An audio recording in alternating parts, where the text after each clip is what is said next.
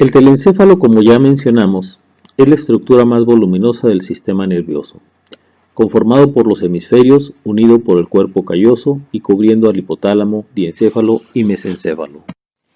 La superficie visible del telencéfalo, delimitada por surcos y cisuras de las que ya hemos hablado, queda compuesta por una masa tortuosa, con circunvoluciones que le dan un aspecto característico al cerebro humano.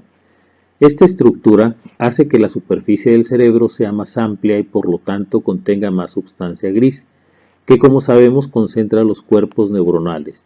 Vamos a estudiar por separado cada una de las estructuras de las regiones de los hemisferios. En el lóbulo frontal situado en la parte anterior se distinguen tres surcos principales. Uno ventral, paralelo al surco central, que se llama surco frontal ascendente o precentral, y dos surcos horizontales que son el surco frontal superior y el inferior. Las circunvoluciones limitadas por estos surcos son la circunvolución frontal ascendente o precentral, la frontal superior, la frontal media y la frontal inferior. Las funciones del lóbulo frontal son muy diversas y en ellas encontramos la corteza motora, que se encuentra en el lóbulo frontal del cerebro, como ya dijimos, en la parte anterior, y sus funciones se relacionan con el control de los movimientos voluntarios que realizan las personas. Los movimientos voluntarios no solo van a abarcar a las extremidades o al torso, sino también interactúan con el lenguaje expresivo, los movimientos de los ojos, y dentro de la corteza encontramos además el área de Broca, que se considera el centro del lenguaje expresivo. Esta área permite la articulación y expresión del lenguaje, y por otro lado también está implicada en los movimientos que permiten la escritura. También encontramos la corteza prefrontal, que es de vital importancia en el desarrollo del cerebro, y esta corteza está relacionada con las funciones cognitivas ejecutivas. Las funciones cognitivas son funciones de orden superior y controlan la conducta y las emociones. Por ejemplo, está relacionada con la atención, los diferentes tipos de memoria, la resolución de problemas, la flexibilidad mental, entre otras funciones mentales superiores, y también se relaciona con el sistema límbico, por lo que tiene una estrecha relación con los sentimientos y las emociones. El lóbulo parietal está situado por detrás del anterior. En él destacan dos surcos constantes: el surco postcentral o parietal ascendente o superior y el surco parietal inferior, que está por debajo. En él encontramos tres circunvoluciones: la circunvolución parietal ascendente o postcentral y corresponde a la corteza somatoestésica primaria, y la circunvolución superior y la inferior, así como la circunvolución supramarginal y la angular. El lóbulo parietal se relaciona básicamente con tres funciones: la capacidad de sentir dolor, la capacidad de articular el lenguaje y la capacidad de realizar ecuaciones matemáticas. De las principales funciones que se integran en el lóbulo parietal están la integración de la información sensorial. Esta es una función muy importante que permite captar los estímulos visuales, auditivos, olfativos y táctiles, en los que se incluyen los cambios de temperatura, así como los gustativos, en una manera integral y conjunta para lograr una percepción sensorial plena y contextualizada, es decir, integra toda la información de los sentidos en una sola y nos permite una experiencia sensorial compleja. El procesamiento del dolor, en el cual las terminales sensitivas captan fenómenos que pueden ser nocivos, y el lóbulo parietal es una de las regiones más involucradas en el procesamiento del dolor y la experimentación de sensaciones nocivas. Al recibir los estímulos concretos en los órganos de los sentidos a través de los receptores nociceptivos, se despierta una sensación de protección en contra de algo que nos puede hacer daño y lo traduce en la posibilidad de defendernos o dejar de hacerlo.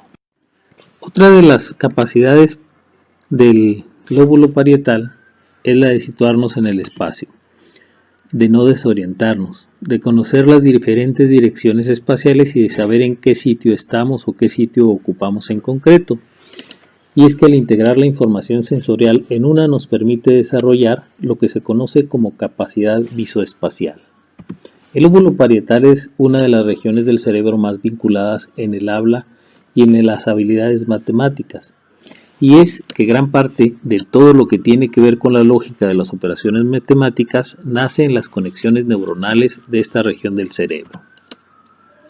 Permite también integrar el lenguaje verbal, lo que permite socializar y desarrollarnos como especie humana, y es el lenguaje verbal parte posible gracias a las conexiones que ha sufrido a través de la evolución del tiempo esta región y que nos permite ser únicos como especie.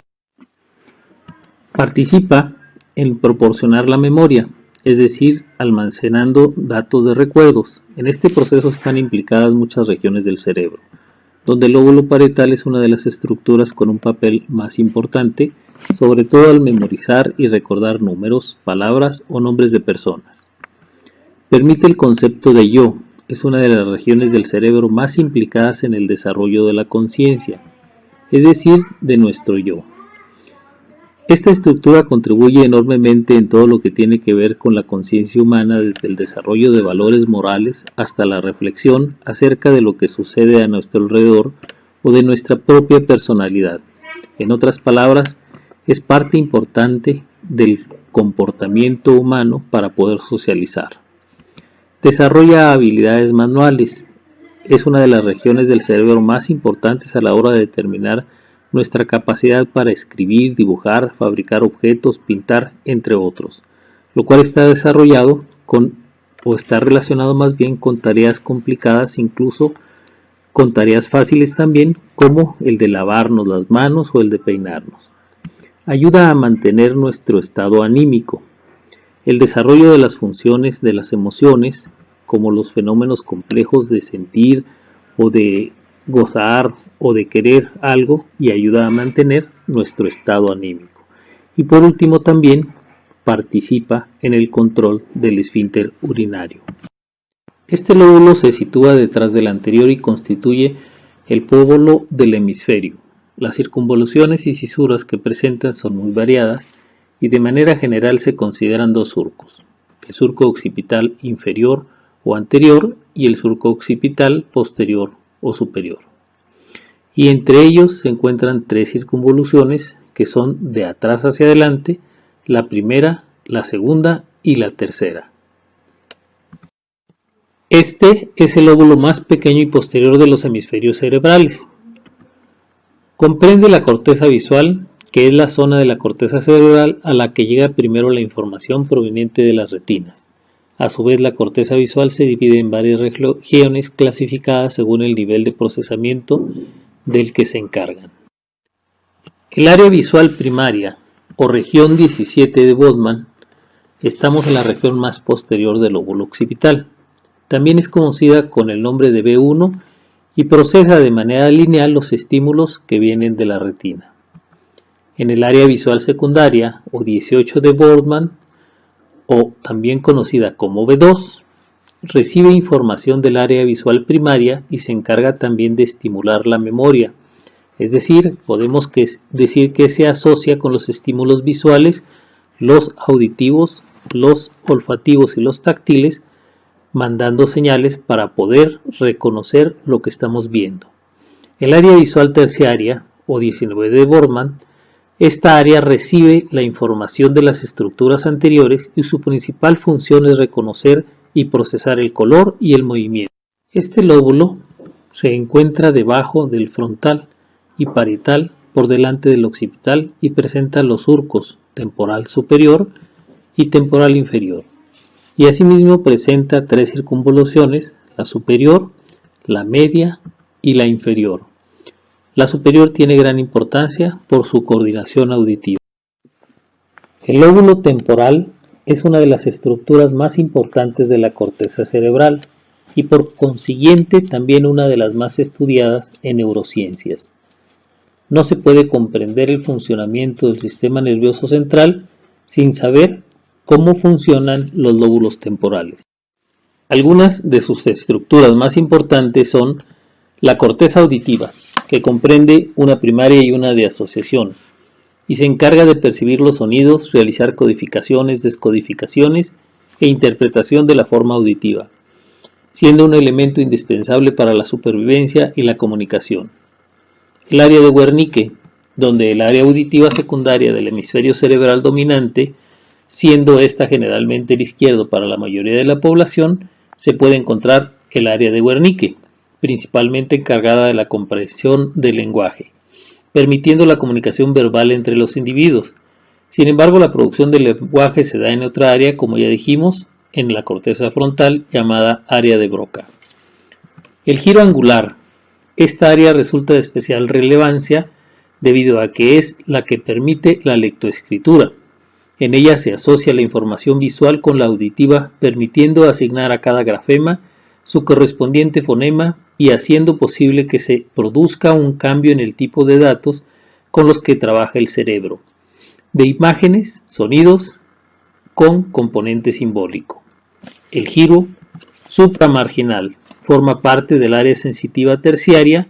Este giro participa en el reconocimiento táctil, además de participar en el lenguaje. Gracias a ella somos capaces de reconocer los relieves de las letras mediante los dedos y asociarlos con sonido. El área temporal medial.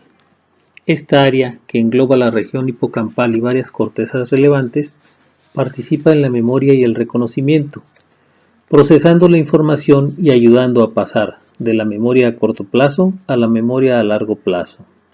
El hemisferio izquierdo se encarga de la información de tipo verbal, mientras que el derecho almacena patrones visuales. El área de asociación parieto-temporo-occipital. Se trata de un área de asociación que se encarga de integrar la percepción visual, auditiva y somática. Entre otras muchas funciones de gran relevancia, destaca su participación en la percepción de atención al espacio. El área de asociación del sistema límbico. Esta parte del lóbulo temporal se encarga de dotar de información emocional a las percepciones, integrando emoción y percepción. Participa también en la memoria y el aprendizaje. Asimismo, otras investigaciones han reflejado que también tiene que ver con la regulación de la conducta sexual y en el mantenimiento de la estabilidad emocional. En definitiva, esta parte del lóbulo temporal integra procesos mentales vinculados a las emociones y permite que nuestras vivencias dejen una huella en nosotros que va más allá de lo que podemos explicar con palabras. El lóbulo de la ínsula o ínsula de Reil es visible solo si separamos por la cisura de Silvio al lóbulo temporal del parietal y del frontal, y su función está en relación al olfato y las percepciones viscerales, y está dividida en dos porciones por el surco insular central, la ínsula anterior y la ínsula posterior. La ínsula anterior tiene 3 giros y la posterior solo uno. Las funciones de la ínsula contemplan la percepción del gusto y del olfato. El área sensorial primaria del sentido del gusto y del olfato se encuentran en la parte inferior de la ínsula y la corteza parietal. En este punto la información gustativa se vuelve consciente, siendo percibida como una experiencia marcada por la subjetividad y la emocionalidad. Es por ese motivo que algunos sabores nos recuerdan algunas etapas de nuestra vida. La función vestibular, el equilibrio y el control del cuerpo están directamente relacionados con la ínsula, dado que esta estructura la que toma el papel muy importante en la percepción consciente. El control visceral y somatopercepción. La ínsula regula el funcionamiento de los órganos y las vísceras. También está implicado en la deglución y los movimientos gástricos e interviene como centro de control encargado de la frecuencia cardíaca y la presión sanguínea cuando se realiza actividad física. La integración de la información emocional y perceptiva, la corteza de la ínsula como una estructura en la que se realiza asociación entre la emoción y la percepción. Esta función es muy importante, dado que gracias a ella es posible aprender de las experiencias relacionadas con las sensaciones subjetivas, que pueden ser agradables o desagradables, y vincularlas a las consecuencias que pueden tener o ser más o menos deseables. También está relacionado con la empatía y reconocimiento emocional. Varias investigaciones apuntan a que la corteza insular, concretamente la parte anterior de esta estructura, tiene un papel muy importante en el reconocimiento de las emociones y consecuentemente las manifestaciones de empatía. También se ha sugerido que podría estar implicada en actos volitivos relacionados con las necesidades básicas como de tener hambre o la necesidad de consumir drogas. El control motor. La ínsula contribuye en el control del movimiento, especialmente en la coordinación entre las manos y los ojos, las articulaciones mientras se habla. También ha sido relacionada con el aprendizaje motor y parece tener un papel importante en la recuperación motora tras haber sufrido accidentes cerebrovasculares. Una parte muy importante del encéfalo es el lóbulo límbico o sistema límbico, el cual vamos a ver en el próximo video.